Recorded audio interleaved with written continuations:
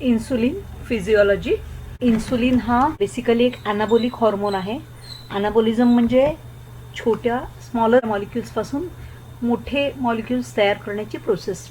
For example glucose to glycogen किंवा fatty acids to triglycerides हे जे कन्व्हर्जन होतं आणि मोठे मॉलिक्युल्स तयार होतात, that process is called as anabolism. तर इन्सुलिन हा एक ॲनाबॉलिक हॉर्मोन आहे. इन्सुलिन हा बॉडीमधील कार्बोहायड्रेट, फॅट आणि प्रोटीन्स यांचं मेटाबॉलिझम रेग्युलेट करत असतो. हा मेनली 3 ऑर्गन्सवर काम करतं इन्सुलिन: लिव्हर, फॅट आणि स्केलेटल मसल्स. तर आपण हे सगळं पाहूया. इन्सुलिन कुठे तयार होतं?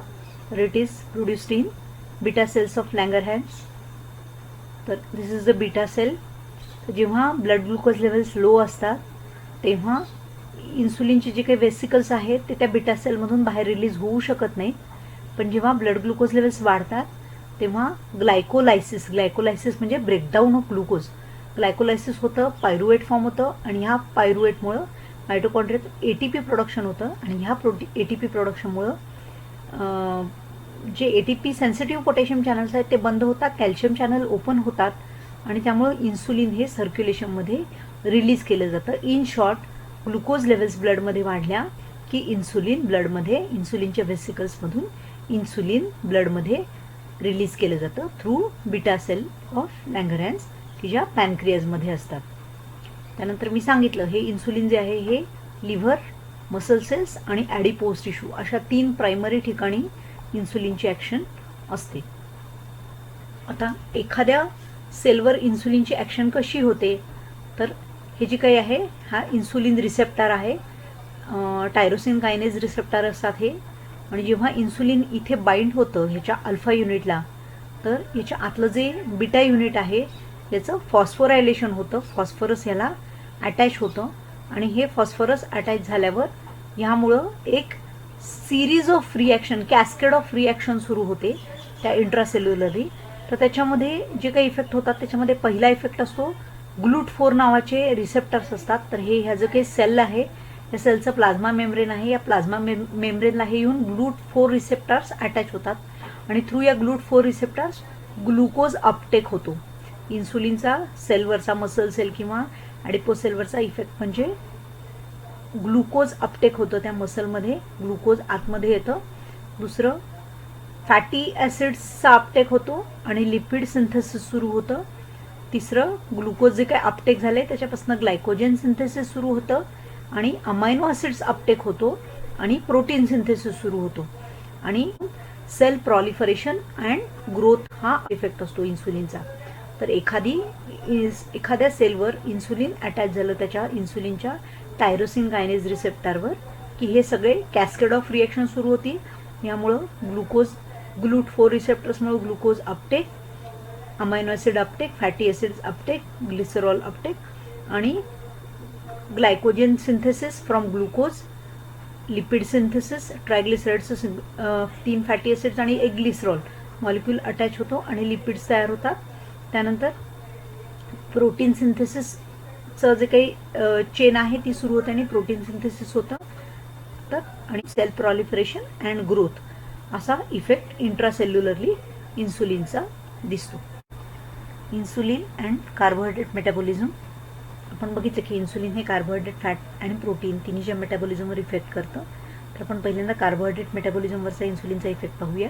इन्सुलिन हे ग्लुकोजचं अपटेक, युटिलायझेशन अँड स्टोरेज या तिन्हीवर काम करतं. ह्या तिन्ही गोष्टी ग्लुकोजच्या इन्सुलिन वाढवत असतं. ब्रेन किंवा लिव्हर जे असतं याच्यामध्ये इन्सुलिन डिपेंडंट नसते ग्लुकोजची एंट्री. विदाऊट इन्सुलिन पण ग्लुकोज ब्रेन टिश्यूमध्ये किंवा लिव्हरमध्ये अपटेक होऊ शकतं. पण उरलेल्या सगळ्या टिश्यूजमध्ये म्हणजे मसल टिश्यू, ॲडिपोज टिश्यू ह्याच्यामध्ये मात्र इन्सुलिनमुळं ग्लुकोजची एंट्री होते. इन्सुलिन लेवल्स कमी असल्या तर ग्लुकोज ब्लडमधून सेलमध्ये एंट्री करू शकत नाही. ह्याच्यासाठी GLUT4 नावाचे रिसेप्टर्स असतात.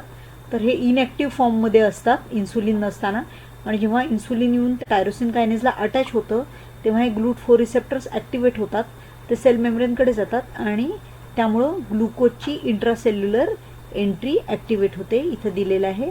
तर ही इन्सुलिन येऊन हे टायरोसिन कायनेजला अटॅच झालं की ग्लुकोजची इंट्रासेल्युलर एंट्री होते तसंच इथं सांगितलं की ब्रेन आणि लिव्हर यासारखे जे काही टिश्यूज आहेत ते do not require insulin for Uptake of glucose, त्यांना इन्सुलिनची गरज नसते, तर ते विदाऊट इन्सुलिनसुद्धा ग्लुकोज अपटेक करू शकतात. त्यानंतर insulin stimulates the liver to store glucose in the form of glycogen. पहिलं तर इन्सुलिनचा इफेक्ट आहे ग्लुकोज अपटेक करतं कुठल्याही सेलमध्ये. दुसरा इन्सुलिनचा इफेक्ट आहे ग्लुकोज टू ग्लायकोजेन कन्व्हर्जन करतं. इन्सुलिन जे आहे ते ग्लुकोज टू ग्लायकोजेन कन्व्हर्जनसाठी जे एन्झाइम्स रिक्वायर्ड आहेत तर ते एन्झाइम्सना स्टिम्युलेट करतं, ॲक्टिवेट करतं. फॉर एक्झाम्पल हेक्झोकायनेज हे जे एन्झाइम आहेत हे ग्लुकोज टू ग्लायकोजेन कन्व्हर्जन करणाऱ्या स्टेप्समध्ये रिक्वायर्ड एन्झाइम्स आहेत. तर ह्या हेक्झोकायनेजना स्टिम्युलेट करतं की ज्यामुळं ग्लुकोज टू ग्लायकोजेन कन्व्हर्जन व्हायला मदत होते. हे फॉस्फोरायलेट करतात ग्लुकोजला आणि त्याचं अल्टिमेटली ग्लायकोजनमध्ये कन्व्हर्जन होतं. तर याशिवाय जे ग्लुकोज 6 फॉस्फेटेज आहे ह्याला इनहिबिट करतं इन्सुलिन. आता ग्लुकोज 6 फॉस्फेटेज काय करतं तर ग्लुकोज आणि फॉस्फेट आयन्स यांना एकमेकापासून सेपरेट करतं की ज्यामुळं फ्री ग्लुकोज फॉर्म होतं. तर हे ग्लुकोज 6 फॉस्फेटेज एन्झाइमला इनहिबिट करतं, म्हणजे फ्री ग्लुकोजचं फॉर्मेशन हे इनहिबिट करतं आणि ग्लुकोज टू ग्लायकोजन फॉर्मेशन करणारे जे काही एन्झाइम्स आहेत त्यांना इन्सुलिन स्टिम्युलेट करतं. जेव्हा इन्सुलिन अवेलेबल नसतं तेव्हा ह्या सेल्स ह्या alternative fuel for example fatty acids वापरून एनर्जी फॉर्म करू शकतात. पण जेव्हा इन्सुलिन अवेलेबल असतो तेव्हा एनर्जीसाठी मेनली ब्लडमधले ग्लुकोज मॉलिक्युल्सच वापरले जातात. त्यानंतर इन्सुलिन अँड लिपिड मेटाबॉलिझम. तर इन्सुलिन हे मी सांगितलं ग्लुकोज टू ग्लायकोजेन कन्व्हर्जन करतं एक सेलमध्ये हेपॅटोसाइट्समध्ये आणि तसंच glucose to fatty acid conversion करतो.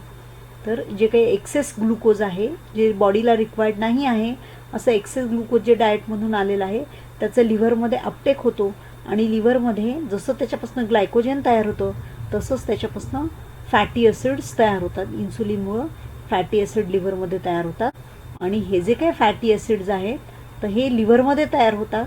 हे लिव्हरमधून बाहेर पडताना हे लायपोप्रोटीन फॉर्ममध्ये बाहेर पडतात. LDL, VLDL, DL किंवा HDL आपल्याला माहिती आहे. Low density, very low density किंवा हाय डेन्सिटी. हाय डेन्सिटी म्हणजे त्याच्यामध्ये प्रोटीनचं प्रमाण जास्त असतं. लो डेन्सिटी म्हणजे त्याच्यामध्ये प्रोटीनचं प्रमाण कमी, फॅटचं प्रमाण जास्त असतं. प्रोटीन आणि फॅट याचं कॉम्बिनेशन होऊन लायपोप्रोटीन्स बनलेले असतात. या लायपोप्रोटीन्सच्या थ्रू ह्या फॅटी ॲसिड्सचा ट्रान्सपोर्ट ब्लडमध्ये लिव्हर करतं आणि हे जे काही ट्रान्सपोर्ट झालेलं फॅटी ॲसिड्स आहे हे फायनली ॲडिपोज जे काही टिश्यू आहे तर ते ॲडिपोज टिश्यू ह्या फॅटी ॲसिड्सचा अपटेक करतं आणि या ॲडिपोज टिश्यूमध्ये ग्लुकोजपासून ग्लिसरॉल पण बनत असतं आणि ही ग्लिसरॉल आणि फॅटी ॲसिड्स यांचं कॉम्बिनेशन होऊन ट्रायग्लिसराइड्स तयार होतात. आता नॉट ओन्ली ट्रायग्लिसराइड फॉर्मेशन करतं इन्सुलिन तर triglyceride to reverse fatty acid formation हे इनहिबिट करतं. म्हणजे इन शॉर्ट हे फॅटी ॲसिड्स पुन्हा ब्लडमध्ये येऊ देत नाही तर ते जास्तीत जास्त ट्रायग्लिसराइड फॉर्ममध्ये स्टोर्ड ठेवण्याचं काम इन्सुलिन करतं. त्यानंतर इतर इफेक्ट्स आहेत इन्सुलिनचे. इन्सुलिन हे सेलमधली पोटॅशियम, मॅग्नेशियम आणि फॉस्फेटची एंट्री स्टिम्युलेट करत असतो. त्यामुळं इन्सुलिन बरोबर म्हणजे इन्सुलिनमुळे सेल ॲक्टिवेट झाली की त्याच्यामध्ये पोटॅशियमची एंट्रीसुद्धा, इन्फ्लक्ससुद्धा पोटॅशियमचा होत असतो. इन्सुलिन हे ग्लायकोजेनोलायसिस आणि निओग्लुकोजेनेसिस अशा 2 ॲक्शन ॲडिशनली इनहिबिट करतं.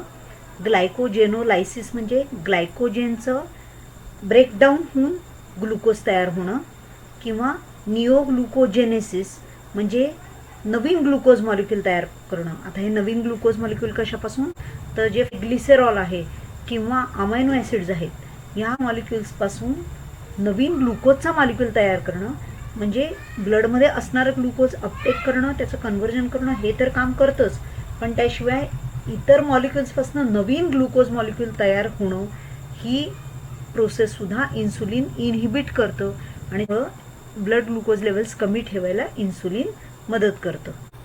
तर अशा पद्धतीनं लायपोलायसिस इनहिबिट करतं, ग्लायकोजेनोलायसिस इनहिबिट करतं, निओग्लुकोजेनेसिस इनहिबिट करतं.